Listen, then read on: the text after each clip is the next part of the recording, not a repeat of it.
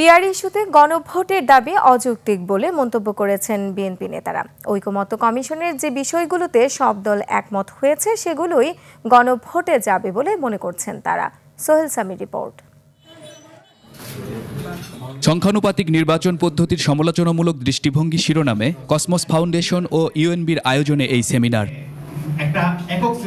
এ সময় বিএনপির স্থায়ী কমিটির সদস্য আমির খসরু মাহমুদ চৌধুরী প্রশ্ন তোলেন, যে বিষয়গুলোতে ঐক্যমত্য হয়নি তার সবগুলোই কি গণভোটে দেয়া সম্ভব? যতটুকু ঐক্যমত হবে আমরা সেই জায়গাটা ক্লোজ করতে হবে, আর যেখানে ঐক্যমত হবে না সেটা ক্লোজ করার তো দরকার নাই, সেটা প্রত্যেকটি দল তারা জনগণের কাছে দিয়ে যাবে। বিএনপি সংস্কার চায় না, এটি একটি অপপ্রচার দাবি করে বিএনপির স্থায়ী কমিটির আরেক সদস্য ডক্টর আব্দুল মঈন খান বলেন, 2022 সাল থেকে বিএনপি সংস্কারের দাবি জানিয়ে আসছে। কারো কারো ব্যক্তি বা একটি গোষ্ঠীর ইচ্ছা মতো আমরা যা খুশি তাই করি, তাহলে বিগত অগাস্টের আগে যে সরকারটি ছিল তারা কি দোষ করছে?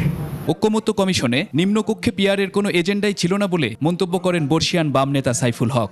আমাদের মানুষ এখনো রাজনৈতিকভাবে এখনো নির্দিষ্ট সংসদীয় আসন, তার বিভিন্ন দল, তার মার্কা, যিনি তাকে চেনেন, যাকে জানেন, এই পদ্ধতিতে তিনি নির্বাচনে অভ্যস্ত। এবি পার্টির চেয়ারম্যান মুজিবুর রহমান মঞ্জু বলছেন, এই মুহূর্তে পদ্ধতি যতটা না গুরুত্বপূর্ণ তার চেয়ে বেশি গুরুত্বপূর্ণ সুষ্ঠুভাবে নির্বাচন সম্পন্ন করা। কেন্দ্র দখল করে যদি ভোট হয় সেটা পিআর হইলে কি আর ফার্স্ট পাস দি পোস্ট হইলে কি? সোহেল সামি, 21 টেলিভিশন, ঢাকা।